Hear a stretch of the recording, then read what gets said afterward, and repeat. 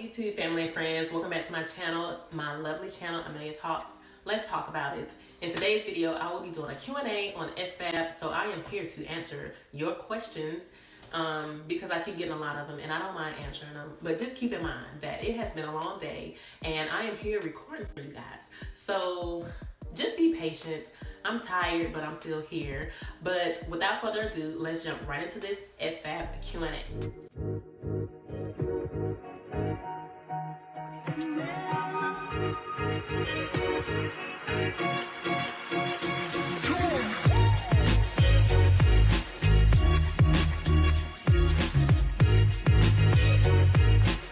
Okay, so y'all, this is an SFAB Q&A. If you don't want to join SFAB, if you don't care nothing about SFAB, if you don't even know what SFAB stands for, then this is not the video for you.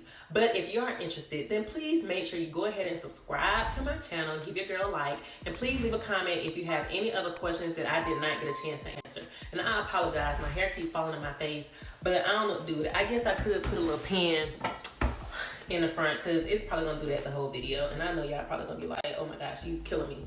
But yeah, are y'all ready for this SFAB Q&A? I have some questions on my phone that I kept getting asked and DM'd, so I'm gonna make sure I try to cover the ones that people are really asking me about. And if you have any other questions, of course, please email me, please DM me, and please leave them in the comment section below. I got y'all. I will answer them for y'all because I've been at SFAB for, oh my God, since July of 2018. It's been a struggle. It's been a long time, and I'm just ready to go. So I know this is so irrelevant, but I feel some type of way because somebody had said on my last SFAB video that they didn't think I was in SFAB. Listen, I have to patch on. I don't have to prove it to anybody. I really don't. But I feel like at this point, because I'm a senior and I probably should just keep my mouth closed a lot, majority of the times, and not say nothing, I am going to speak on this. I am in SFAB. You see the patch. I mean, why would I just go randomly buy a patch and wear it on my uniform as a sergeant first class? Like, where they do that at? Like, so for whoever made a comment about me not being an SFAB, I am absolutely an SFAB. I'm trying to tell you. I got all the questions. So we're going to go ahead and jump right into it. The first question is, how long after reclassing can I join SFAB? So after you reclass, depending on your MOS, you should have at least 3 NCOERs to cover what you have done based off you reclassing and being an NCO, a subject matter expert, a SME in that MOS. Because if you join SFAB, well, you probably won't be able to join SFAB. If you reclass and you don't have at least 3 NCOERs to cover what you have done within that reclassification or within that MOS, you probably won't get selected. So let's just say you're an 88 Mike and you have 2 NCOERs, and then you reclass, and then you become a 92 Yankee, and then your 3rd NCOER, you have 92 Yankee, you have a 92 Yankee MOS. The selection board is going to see that you have 2 NCOERs as being an 88 Mike, and your 3rd one is based off a 92 Yankee. They want to see you being consistent within that MOS, based, especially because they're going to see that you reclass and when you reclass. So they're going to be like, okay, I see that they have 3 NCOERs, but one of them technically is based off them reclassing like a year ago. So 9 times out of 10, they probably won't select you because they want to see 3 consistent NCOERs within your job field. So that answers that question. I'm not saying, well, I am saying that. I was gonna say, I'm not saying they won't select you. They won't select you. Moving along. The next question is, can my unit commander deny my 4187 for joining SFAB? Of course your unit commander can deny it. Your unit commander is the one who approves and denies everything. Like, granted, SFAB is a hot commodity, right? But if you think about it, if you are trying to volunteer to go somewhere, to a unit, and you don't have a replacement, then your commander is more than likely going to be looking like, hey, I understand this is a great opportunity for you, but we don't have anybody to backfield you. If you can find somebody to backfield your position or whatever, then cool. But you do have unit commanders that are really, really supportive. They don't care. They're like, okay, I'm going to have a known loss, and as soon as HRC see that I have a known loss, or as S1 reports that you are a known loss, I know I'm going to have a backfield. Now, they might not be as high speed as you. I might not want to lose you, but for the most part, your unit commander should not deny you joining SFAB, but at the end of the day, they have that decision. He has the right, and he has the decision to approve or deny your 4187 87. Another thing about it too is you can't be no shitbag as soldier. Like if you need some professional development, if you need some career progression, it doesn't mean that by you submitting a 4187 that your 4187 is going to get signed. The commander might see like, oh, see you come to formation late at least once or twice a week. Oh, why would he want to sign a 4187 for you to go to SFAB? Like this is a whole brand new unit. This is like the top thing that the Army is talking about now. Why would I want to send you when you show up late to formation twice a week? Why would I want to approve your 4187? You can't barely pass the PT test. You're at the 180s. Like that's the bare minimum. Why would I want to send you to SFAB knowing that you need a 240? I know when you go to selection, you're going to fail. So no, I'm not going to approve your 4187. And then that's all I'm going to say about that. Just keep in mind that a unit commander can approve or deny your 4187. All right, next question. Is the grass greener in SFAB? When I seen this question, I was just like, you can't be serious, right? So I feel like I have my own opinion on this. This is just an opinion. Everybody have their own different views and outlooks and opinions when it comes to SFAB. So for me, I will speak on me and how I feel and if I think the grass is greener in SFAB. Me, Sergeant First Class Fullwood, do not think the grass is greener in SFAB. Yeah, I got some incentives as far as my pay. I got a bonus, a $30,000 bonus. Yeah, I got a $5,000 bonus for volunteering. Yeah, I got a special SQI. Yeah, you know, my promotion rate was good. You know, I made Sergeant First Class. But the grass is not greener. It's hard, y'all. It is so hard mentally. I have to pray every day. And I might be exaggerating just a little bit, but I'm telling y'all, everybody's situation in SFAB is different. I am a 92 Yankee. For the most part, the 92, if you're a 92 Yankee on a CAT team, or if you're a 92 Yankee that works in the S4 shop, the grass is not green. When I tell you COVID hit in March and I was back at work in April because they felt like the battalion or the brigade could not function without not having an S4, because for the most part 92 Yankees are like the support of each battalion, each brigade. Like we deal with a lot of logistical stuff as far as like supplies and things that people need. I had to go in and order masks. Why they didn't make the supply sergeant do it? You know, because it's essential personnel. And I'm not complaining saying that some 92 Yankees don't do their job, but for the most part, if you're a 92 Yankee and you're on a CAT team or you are the S4, you will be working. The grass is not green. Again, when it comes to PT and being an SFAB, you doing PT. There's no ifs, ands, or buts about it. Now, some of the teams, they form up and they do their own thing. Kudos to those people. But me, I have not experienced, as far as being on a CAT team or being an S4, to just not do PT. As a Sergeant First Class, I thought to myself, like, oh my gosh, I finally got promoted and I can finally do PT on my own. I can show up to formation, leave, go to the gym, go home, go back to sleep, do whatever.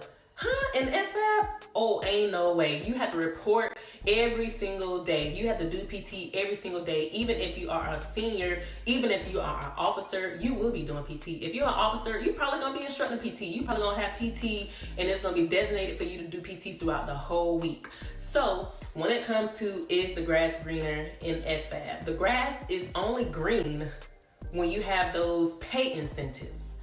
Other than that, the grass, for me as a 92 Yankee, is not green. Now, you have some MOSs like maintenance, you have EOD, you have the 11 Bravos. They really don't do shit. So if that's your MOS, excuse my French, you gonna be chilling. If you a medic, you gonna be chilling. I'm telling you, like, some people have different views and thoughts on SFAB when it comes to is the grass green. And again, like I said, for me, mine is not green. I'm sad almost every day. I just am, and I mean that's just me speaking the truth. My sergeant major, he left and he said, whatever you do when it's time for you to recruit soldiers to join SFAB, be honest. Tell them the truth. Tell them what it is. I am a 92 Yankee. My experience in SFAB is not with the grass being green. It is not, and that's all I'm gonna say about it. So the next question is, trying to unlock my phone. Was the test at selection multiple choice? So the test at selection was multiple choice. You had some that was multiple choice, and then you had some that you had to just answer. You just had to know what the answer was. So for example, again, I'm speaking on 92 Yankee. From my experience when I went, they had a question that said, what class I was asked one of the multiple choice questions. One of the questions Well, I don't want to say this is one of the questions. I'm going to just give you guys an example. So it said, what class of supply does a trailer fall under? A, B, or C? Does it fall under class 2? Does it fall under class 7? Or does it fall under class 9? Me being an SME, I already know that that's a class 7 and item property book. So the answer choice would be B. And then on another hand, they might ask you, okay, so NG Army, what T code do you use to get to the material slip?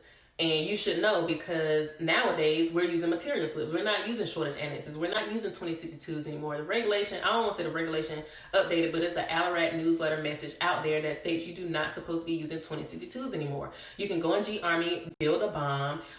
You don't need a 2062. When you do your shortages, you're going to use a material slip. So it just depends. I don't want to say they won't select you if you don't know all the answers to the question. They may or may not select you if you don't know a certain amount of questions, but just go in there, be prepared. If you know your job, it won't even phase you. It won't even make you nervous. You know how when you take tests and you're like extremely nervous about it, you won't be nervous because you know everything about it anyway.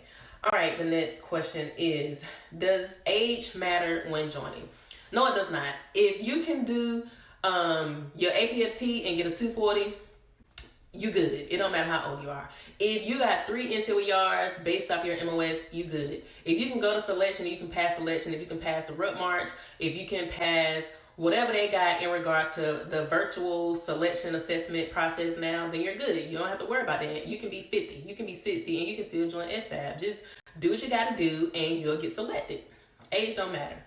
Next question, is selection virtual? For now, due to COVID, yes, selection is, because I'm stationed at Fort Bragg, has a recruiting team. So each battalion has people within their battalion that are representing or recruit people, right? And they work for like SFAC and all of that. So now they have it where like they have a recruiting team that can actually recruit people, and they can filter those soldiers through the battalions instead of going like through SFAC. Which is like, SFAC is like big army, right? So I'm not sure if they're still doing the virtual selections. 9 times out of 10, I guarantee they are, because right now, I know within my battalion, if you send me your SRB, I will send it to my recruiter. She's going to look at it, and then she's going to email you. You're going to get a phone call, blah, blah, blah, set up an appointment. I don't think they're doing like virtual, not virtual. I don't think they're doing selections at Fort Bragg right now due to COVID. I don't know when that's going to stop. But you still got to bring an A game when you go through selection. When I say that we have a recruiting team within our brigade, so a lot of soldiers that are volunteering, that will do their 4187 and do whatever, and they will send their packet to SFAC, or they will email it to one of the recruiting teams based off the Facebook link or website. That's one way of doing it. A lot of people have been sending me their SRBs, and I might look at it depending on what your MRS is. I'm going to just be real. If you're not a 92 Yankee, I probably won't even look at your SRB. But if you send me your SRB and you're a 92 Yankee, I'm going to look at it and I'm like, let me just send this to my recruiter, and she's going to let me know, and she's going to just email you what she think, and then that's basically it. So, y'all, don't be discouraged, though. I'm telling y'all, don't be discouraged. SFAB is... It takes a lot of mental calories, and I just have to pray, because when I say, that's not, look, I don't want to speak bad on SFAB. Look, you guys, I'm a professional, and I don't want to speak bad on SFAB or my unit or any organization that matters, because at the end of the day, I represent this uniform. I'm in the Army. I'm proud to be in the Army, so I'm just trying to give y'all answers based off some of the things that I have encountered, some of the things I've been through. Again, if you want to know other questions, or if you want to get different opinions from different people, then you have to reach out to them. I know the people that's reaching out to me because I made a previous SFAB video. So I'm just trying to give y'all the legit truth about it without going too in depth, without being too rude or mean or disrespectful against the organization or the unit, which I think for right now I'm doing really great. All right, next question. If I took an APFT before COVID, so this had to be before March, do I have to take another one and have my SRB updated before I submit my packet? All right, I don't know if I said that question. I don't think I explained that question right. I'm going to try to break it down. I talk really fast, so bear with me. So if you are a soldier and you took your APFT in August, you have 6 months before your APFT expires. So, okay, August 19th, August to September, September to October, November, December, January, February. That means February 19th, your APFT is going to expire. And if you submit your packet, being that you submitted your packet before COVID hit, then that means you need to update your APFT score. Like, it's just common sense. Don't send your packet with an expired APFT. And even with COVID going on, a lot of units are still doing PT. So get your leader, get them to give you a PT test on the side, and just update your APFT before you submit your packet. I mean, it really looks bad when you submit your packet, and then the recruiting team is going to know, like, oh, they just trying to get by. Why they just didn't go take a APFT and get S1 to update their APFT score. And I'm not saying you can have your S1 change the date. The S1 will not look out for you by updating your APFT on your SRB, but just have your leader go give you another APFT, or just have S1, and like, if you cool with them, like, hey, I'm trying to go SFAB, and the last time I took my APFT was back in August. This is about to expire, and I would like to submit my SFAB packet. Like, what's up? Now, if they don't look out for you, just be mentally prepared to go score another 240, because if you did it one time, you can do it again. And that's just, hey. Right, so we have 3 more questions. I'm on question 8. We have 10. So question 8 says, what does the teams consist of? All right, so each team for the most part consists of a commander, which will be, if you're not on the CAT team, then you'll have a team leader. It's going to be a captain. There's no lieutenants in SFAB, period. Like, I haven't seen one. So you'll have your commander, you'll have your EXO if you're on a CAT team, you'll have your operations sergeant, you'll have fires, intel, EOD, maintenance, medical, supply, Commo. It's a 12-man team, so the teams are 12-man teams. You'll have your senior support, NCO, and I'm leaving out one more. I'm trying to think of who that person is. But for the most part, the teams consist of 12 people. They're 12-man teams, and you have like almost every MOS within the team. So again, you have a logistics advisor, an intel advisor, Commo advisor, EOD advisor, fires, and yeah, y'all, it's 12. Like, I can just leave how many people and all the teams in the description box, because I just don't feel like repeating them again. It's 12 people on the team. Okay. How long do I have to be in SFAB, and do I have a choice of duty station? So for me, I was a staff sergeant promotable when I joined SFAB back in 2018. So I knew once I made Sergeant First Class that I was going to be able to leave. So once I joined SFAB, when on my deployment came back, I had the option like, hey, Sergeant Forward, do you want to stay or do you want to leave? We have an open slot and an open position for you at this battalion since you got promoted. I was like, all right, cool, yeah, like, because if I don't stay in SFAB, then where am I going to go? I mean, my family just got here, like, 24 months ago. Why would I uproot my family within, like, less than 2 years? It was really, like, less than 2 years. And why would I uproot my family when, if you guys have a position? So, yes, you have the option to leave. It just depends on your rank, and you also have a choice of duty station, because, again, they asked me, like, hey, do you want to stay? If you don't, then where do you want to go? Do you have a choice of 3 places we can get you? And that's what happened. But again, I decided to stay. Are we still required to go to CAT C? Yes, you are absolutely still required to go to CAT C. Even though it's COVID going on right now, you still have to go to CAT C. I know they're not like really doing group PT and stuff like that. They probably have it broken down to where so many people are doing PT. I have like 3 or 4 people that are CAT C right now that I know of. So if you have any questions between now and me posting this video about CAT C and how it's being ran right now, for the most part, it's strictly based off COVID mitigations. But yes, you still have to go. I have one last bonus question, because that was actually question number 10. But the last bonus question is, can I join a specialist? You can absolutely submit your packet for SFAB as a specialist, but that only was going on for so long. It was just initially to set up the SFABs, because people be wanting to argue with me like, well, I know they had specialists, I know they accept specialists, and I just be looking like, okay, look, that was in the beginning. Like, for the most part, all of the SFABs are set up and established. So if you're a specialist and you want to join SFAB, put in your packet. They're not going to see that you have 3 NCOERs. They're going to see that you're a specialist. I don't even know, I think I know 1 specialist throughout our entire brigade. Initially, when we first stood up in 2018, we probably had like 3, 4, maybe 5 or 6. But right now, we only got like maybe 1 or 2 walking across the brigade. And guess what? They're probably about to make E5s, because points are 798 once they complete Cat C. Once they complete Cat C, they'll be maxed out at 798, at 798 points. And then once they graduate, come back, give S1 all their certificates, boom, boom, boom. They talk to HRC. HRC sees that they finish Cat C. And then within 2 months, they'll be selected to E5. So, yeah, again, if you want to join as a specialist, then by all means, go ahead. I'm not stopping you. I'm not telling you not to do it. I'm just telling you that the chances are slim to none, because in the beginning, we were initially accepting specialists. Not we, but SFAC was, because they was trying to fill a lot of positions and a lot of slots. Now, if you come to second SFAB, you might see one specialist. Just one, because all of them have gotten promoted. They all went to Cat C, and they all got maxed out at 798 points. And that was one of the incentives that I was talking about. I was talking about the promotion rate. So for SFAB, the promotion rate is very fast. So if you're interested, then yeah, go ahead and join.